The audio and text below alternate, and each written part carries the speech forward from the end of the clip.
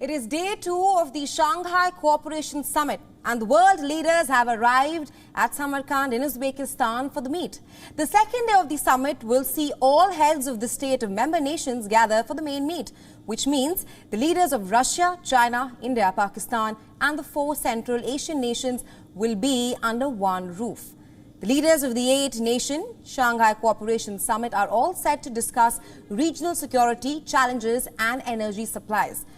The Indian Prime Minister arrived in Samarkand on Thursday. He will be holding key bilaterals with Iranian, Uzbek and Russian leaders. The Indian Prime Minister is expected to exchange his views on topical, regional and the international issues during his meet with the Russian President. Now, the Indian Prime Minister will also discuss issues of strategic ability, situation in the Asia-Pacific and bilateral cooperation within the United Nations and G20. However, there is still no clarity on whether the Indian Prime Minister will hold any bilateral with the Chinese President. Meanwhile, day 1 of the summit saw a number of crucial key bilaterals taking place, starting with the bilateral between the Chinese President and his Russian counterpart. During the meet, the Russian President condemned attempts by the West to create a unipolar world. The Russian President also backed China over Taiwan, asserting on how Moscow firmly adheres to the One China policy. Putin, however, also conceded that Beijing had questions and concerns over the invasion, which is in its 7th month as we speak. China has so far refused to outrightly condemn Russia's invasion of Ukraine. It's not imposed any sanctions on Moscow, but it has stepped up economic assistance to its neighbor, boosting bilateral trade to record levels in a boon to Russian business amid Western sanctions. Meanwhile, the Chinese president told his Russian counterpart that Beijing was willing to work with Moscow as great powers.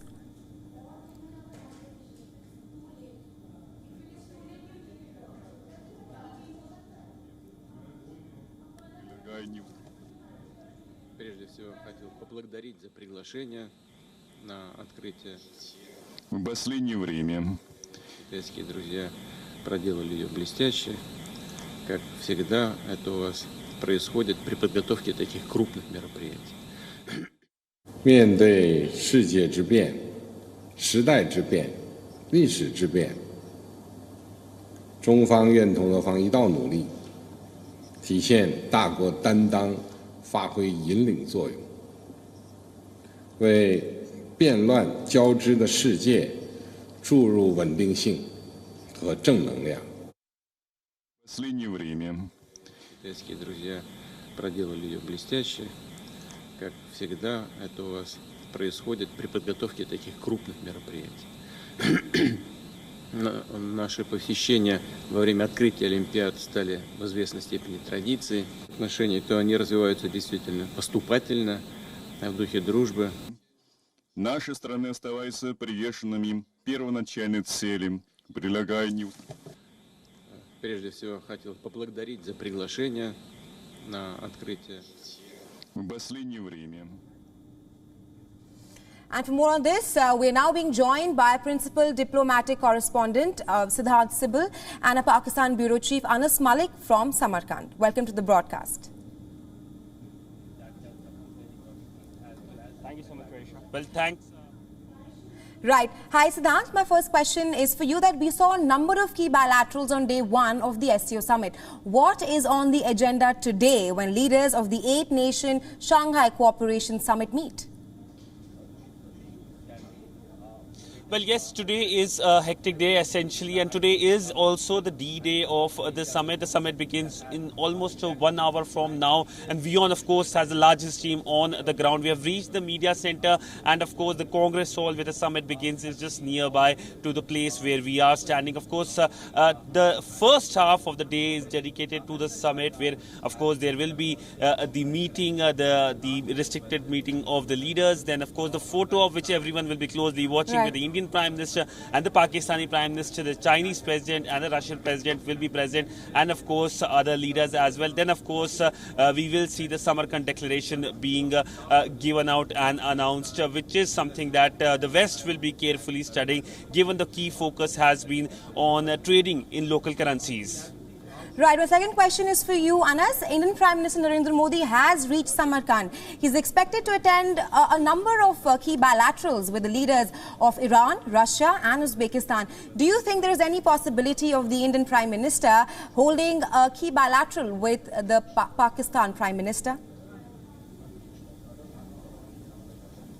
Well, Raisha, what we know that there is no structured meeting with the Indian counterpart of the Pakistani Prime Minister Shehbaz Sharif. That is confirmed, but right nearby, almost opposite to each other's hotels. That's what I can say with surety. Prime Minister Shehbaz Sharif, while he's not holding any structured meeting, we cannot rule out a probability of a handshake or a pull aside, and at least the Pakistani side, Pakistani diplomats are optimistic for the fact that this current dispensation or the incumbent government in Pakistan share a history with the Indian side. Therefore, that being said, the other that is also significant is that we have to keep in mind that the last time the Pakistani and Indian Prime Ministers formally met and engaged was at this very forum itself, Astana 2017 and Bishkek 2019 in 2016 and Bishkek 2019 in 2016. The then Pakistani Prime Minister Nawaz Sharif and Indian Prime Minister Narendra Modi held a pull-aside meeting, the photos of which were... In fact, we were present at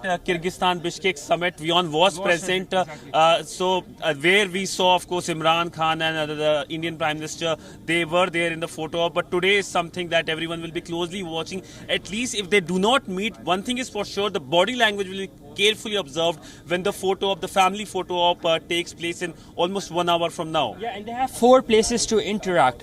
One is first is 9:30 is when the holding room interaction happens. Then 9:45 is when the first family photo of the SCO member states happen. Then 10 to 11:45 is the restricted member meeting, and then there's another family photo of including the extended members. So plenty of opportunities to interact away from the cameras, but any interaction would definitely be making headlines. Siddhant? Right. The Indian Prime Minister will also be is in Samarkand for 24 hours. And this will also be the first time that the Indian Prime Minister and the Chinese President will be under the same roof since the Galwan incident took place. Do you think there is any possibility of a meeting between the two leaders there? Well, so far, one thing is for sure that there will be no structured meeting between the two sides. The Indian Prime Minister only has 3 structured meetings with the Iranian President, with the Russian President and with the Uzbek President. But, of course, ample of opportunity, as Anas was pointing out, when it comes to India and Pakistan as well, ample of opportunity for both the leaders to have, of course, engagement under the same roof, at least in the restricted format. So, for India and China, same stand true. But largely, any kind of handshake or any kind of meeting, any kind of photo op will be something that will be seen as a major breakthrough, given how the relationship between the two countries, India and China, has deteriorated since 2020, since the deadly Galwan clashes in which India lost 20 of its soldiers. The Chinese also suffered casualty. 4 figure has been released. 4 casualty figure has been released. But largely, since then, India has increased scrutiny on Chinese investment, banned Chinese apps, and there hasn't been any engagement. The only glimmer of hope is something that we have seen just a week ago when the disengagement at PP15 was announced. But many will say it's a Chinese bait. Similar thing happened in 2017. Disengagement was announced in Doklam just before the China-BRICS summit. But then again, we saw the Doklam, the repetition of perhaps Doklam in a sense with Galwan, in which India lost its soldiers. Right, my last question is for you, Anas. The Pakistan Prime Minister is also slated to hold talks with the Chinese President today. What will be the agenda? He earlier held meet with the Russian President yesterday, but what will be the focus today? Well, you rightly mentioned in less than an hour from now, the Pakistani Prime Minister is to hold talks with his Chinese counterpart, not really his Chinese counterpart, in fact, with the Chinese President, President Xi, very nearby to where we are. And very interestingly, this meeting will come right after the Turkish President meeting President Xi of China. So, back-to-back meetings. The agenda for Pakistan would be engagement, assistance, and regional connectivity, opening more and more opportunities. Because remember, this meeting or this interaction, formal interaction of President Xi with Prime Minister Shehbaz Sharif is the first of its kind in 5 months since Shehbaz Sharif has taken charge. There has been no phone call. We've only seen letters being exchanged, but no phone call between Shehbaz Sharif and President Xi. So this meeting will be very, very closely observed and watched out. Raisha?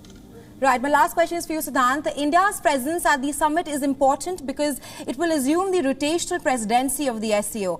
China's Xi and Russia's Putin are clearly forging closer ties. In fact, Xi has told Putin that China is willing to work with Russia as great powers. So, how is India placed in this alliance?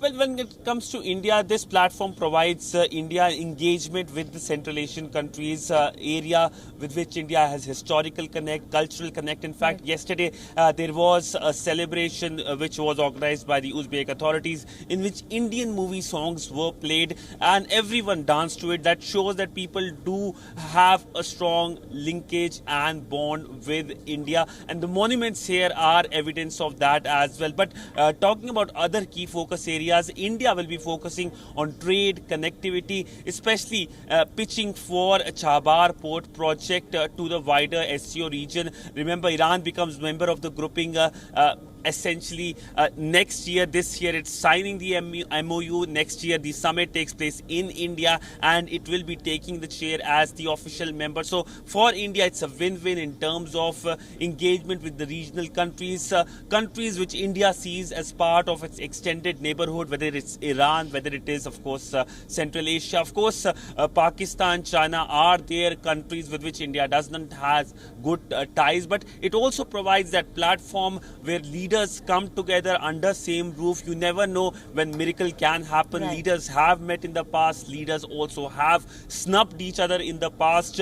But this is a platform that brings together wider Eurasian region. And of course, SCO, remember, is a pretty large grouping geographically, GDP-wise and population-wise. It is a grouping that plays an important role in a new dimension. The world order is getting a world order which is dominated not by the West, but as the balance of power shifts towards Asia, it is Asia that is taking a lead role. Yeah, just to add, this is 40% of the world's population and 30% of the world's GDP that we're talking about. So shifting the narrative from a Western allied world order to an anti-Western allied or relatively or considerably anti-Western allied world order, that is what the focus is increasingly becoming of this grouping. Siddhant?